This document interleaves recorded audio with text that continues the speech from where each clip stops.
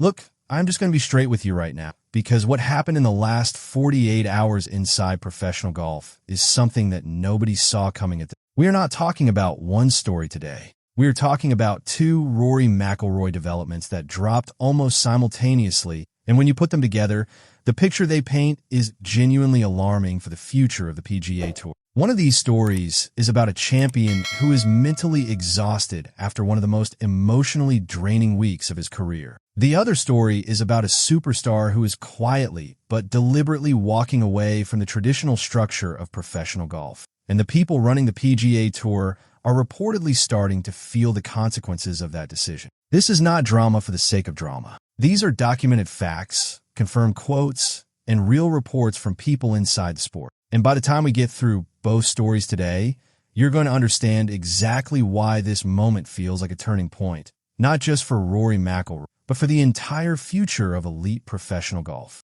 To understand why McIlroy made the decision he made after the 2026 PGA Championship, you first need to understand what he actually went through at Aronimink Golf Club this past week. Because this was not a quiet, forgettable tournament. This was an emotional roller coaster that started at rock bottom and never quite reached the summit. Rory McIlroy arrived at Aronimink as one of the pre-tournament favorites. He is the world number 2 ranked player. He is a 6-time major champion. He had just defended his Masters title at Augusta National, becoming a back-to-back green jacket, one of the rarest achievements in modern golf. The expectations on him were enormous. And in round 1, those expectations came crashing down almost immediately. McIlroy opened with a 4 over 70, but it was not just the score, it was the manner of it. He missed each of his last 6 fairways. He bogeyed each of his last 4 holes, the first time in his entire PGA Tour career that he had ended a round with 4 consecutive bogeys. His driving, the part of his game he has always taken pride in, simply abandoned him under pressure. When a reporter asked him to describe his opening round, McIlroy gave the most honest answer possible. He simply said, "Start." He then elaborated, "I'm just not driving the ball well. It's been a problem all year for the most part.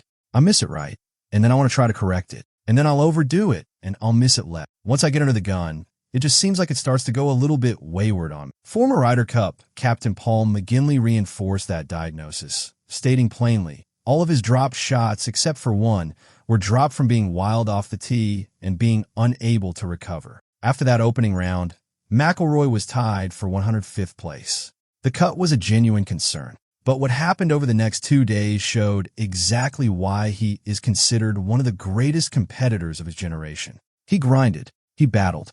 He posted a 4 under 66 in the 3rd round, moving to 3 under for the tournament after 54 holes, just 1 stroke behind the early clubhouse leaders. He reflected on that comeback by saying, "I've climbed my way out of that hole a little bit, which I'm proud of myself for doing that, but there's one more day left." He even drew a direct parallel to his famous 2025 Masters victory. "I thought back to last year's Masters. I was 7 back after the first day, and I was 2 ahead going into the final day. So there's a lot of golf, and a lot of things can happen during the course of a golf tournament." Going into Sunday, McIlroy was tied for 7th, just 3 strokes behind overnight leader Alex Smalley, with 5 players including Aaron Rice stacked right behind the lead. He was absolutely in contention. And then the final round unfolded. Rory carded a 1 under 69, finished at 4 under for the tournament, and ended up 5 shots behind champion Aaron Rice, who won his very first major title with a performance that was calm, composed, and historic. Rice himself captured the emotion of the moment perfectly afterward. "It is very surreal. It has been a frustrating season, so being stood here is outside of my wildest imagination. Credit where is fully due. Aaron Rice was extraordinary under the biggest pressure of his career." But while Rice collected the winner's check of $3.69 million, McIlroy walked away with a $637,050 consolation and the visible weight of another major that slipped through his fingers on a Sunday. And when the cameras caught his face after the round, the exhaustion was unmistakable. Right after his final round at Aronimink, Rory McIlroy made it official. He is skipping the CJ Cup Byron Nelson at TPC Craig Ranch, an event where Scotty Scheffler enters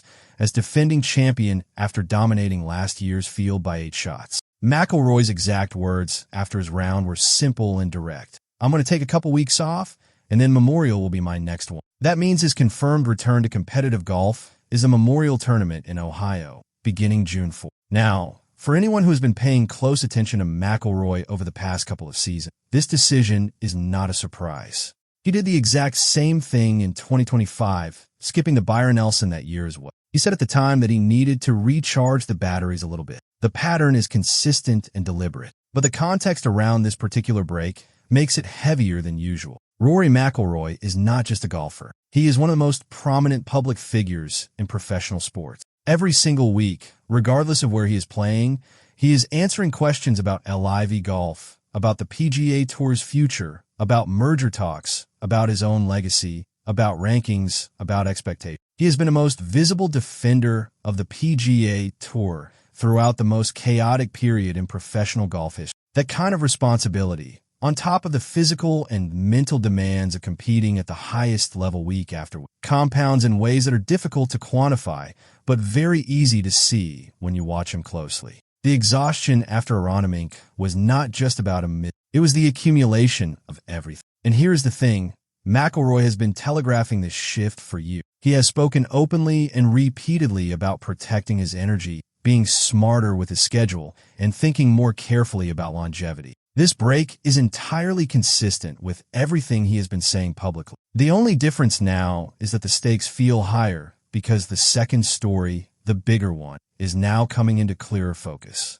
This is where things get genuinely significant for professional golf. Because this is not just about Rory McIlroy being tired after a tough meet. This is about a fundamental, long-term restructuring of how one of the sport's biggest stars intends to spend the rest of his life. McIlroy laid it out himself in an interview with The Guardian, and his words were remarkably direct. You look at what Justin Rose has. He is still competitive at 45, and I would like to think if I do the right things, pace myself, and play the schedule that suits, not playing a ton of golf to stop me being burnt out every year, that I can get to that point. He continued, it's a little bit more relaxed.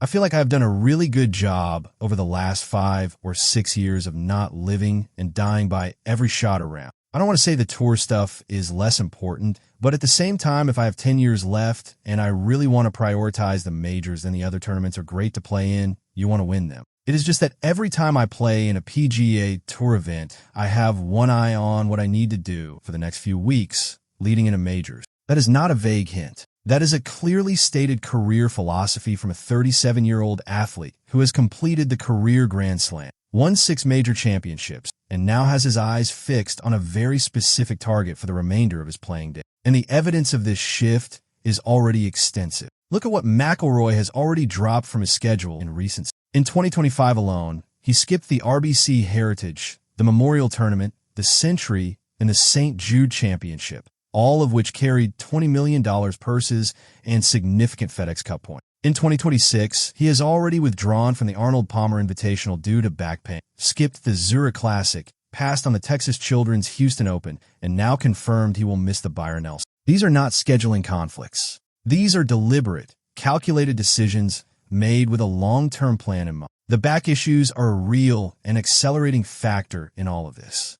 His withdrawal from the Arnold Palmer Invitational 2026 due to back pain was a significant moment, confirming that physical management is now a genuine part of his scheduling equation. Months like April, May, and July are particularly packed on the PGA Tour calendar, sometimes with 2 events in the same week, and McIlroy has made clear that navigating those stretches carefully is essential to his longevity. The comparison that keeps coming up among people close to the situation is Tiger Woods, specifically the version of Tiger who, later in his career, carefully selected his moments, targeted the majors, protected his body, and avoided unnecessary weekly wear and tear. That is the model McIlroy appears to be following. And it is a model that, if executed successfully, could extend his career and his major winning window significantly, just as he pointed out with the Justin. There is also a fascinating personal influence behind McIlroy's evolved approach to the biggest events.